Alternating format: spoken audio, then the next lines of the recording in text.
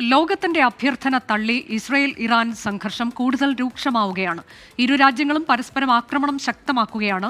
ഇറാന്റെ മിസൈൽ ആക്രമണത്തിൽ ഇസ്രയേലിൽ 9 പേർ കൊല്ലപ്പെട്ടു എന്നാണ് വിവരം.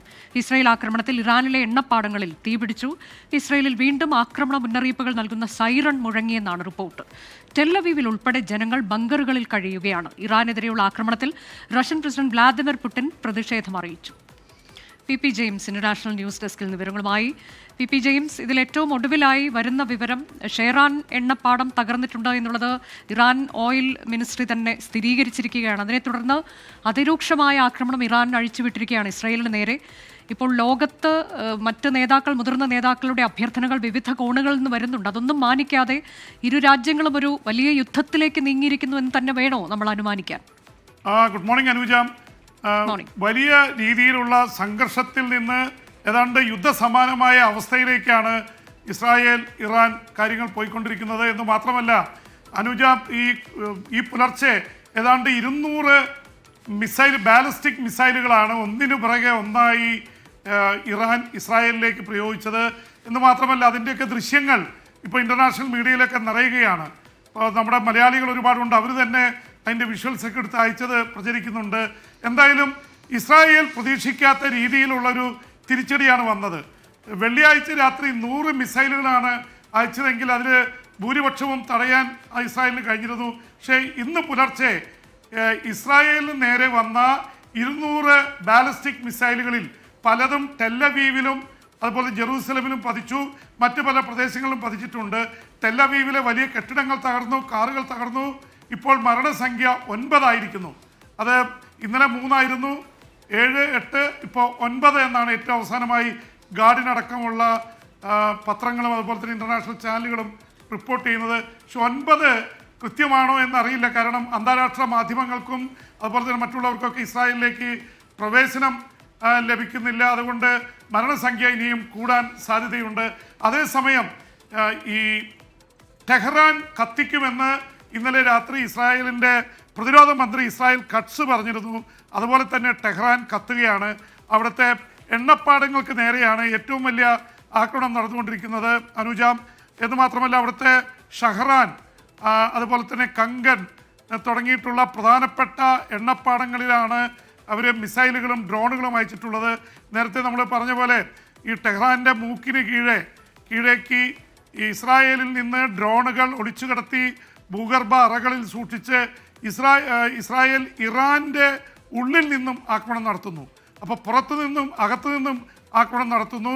ആദ്യ ദിവസം 200ഓളം യുദ്ധവിമാനങ്ങളാണ് ആണവ കേന്ദ്രങ്ങൾ തകർത്തത്, സൈനിക തലവന്മാരെ വധിച്ചത്, ഒപ്പം തന്നെ 9 ആണവ ശാസ്ത്രജ്ഞന്മാരെ വധിച്ചു എന്ന് പറയുന്നു.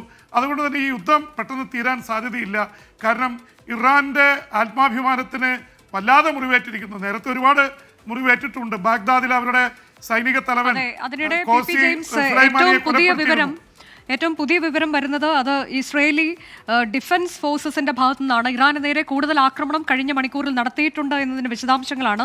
അത് ഇൻഫ്രാസ്ട്രക്ചർ സൈറ്റുകളിലേക്ക്, ലോഞ്ച് സൈറ്റുകളിലേക്കും സ്റ്റോറേജുകളിലേക്കും പുതിയ ആക്രമണം നടത്തിയിട്ടുണ്ട്. അത് പ്രധാനമായും പടിഞ്ഞാറൻ ഇറാനിലാണ് എന്നൊക്കെ ഇസ്രയേലി പ്രതിരോധ സേന വിവരിക്കുന്ന ഒരു പോസ്റ്റ് അത് ടെലിഗ്രാമിൽ വന്നിട്ടുണ്ട് എന്നൊക്കെ ചില വിദേശ മാധ്യമങ്ങൾ റിപ്പോർട്ട് ചെയ്യുകയും ചെയ്യുന്നുണ്ട്. ഇതിനിടെ പി ജെയിംസ്, അമേരിക്കൻ പ്രസിഡന്റ് ഒരു പ്രതികരണം വന്നിട്ടുണ്ടല്ലോ. അദ്ദേഹം പറയുന്നത് ഞങ്ങൾക്കൊരു പങ്കുമില്ല ഈ സംഘർഷത്തിൽ എന്നുള്ളതാണ്. പക്ഷേ ഒരു ഡീൽ, അതിനുള്ള സാധ്യത തള്ളിക്കളയാൻ കഴിയില്ല രണ്ട് രാജ്യങ്ങളും തമ്മിൽ എന്നതാണ്. എന്താണ് അദ്ദേഹത്തിന്റെ ഏറ്റവും പുതിയ പ്രതികരണം വ്യക്തമാക്കുന്നത്?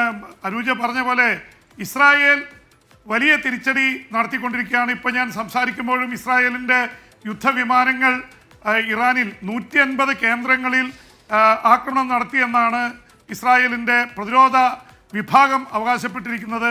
അതനുസരിച്ച് ഓയിൽ ഫീൽഡ് അല്ലെങ്കിൽ എണ്ണപ്പാടങ്ങൾ മാത്രമല്ല അവരുടെ പ്രധാനപ്പെട്ട കേന്ദ്രങ്ങൾ, ഡിഫൻസ് ഹെഡ്ക്വാർട്ടേഴ്സ് ആക്രമിച്ചു എന്ന് അവകാശപ്പെട്ടിട്ടുണ്ട്.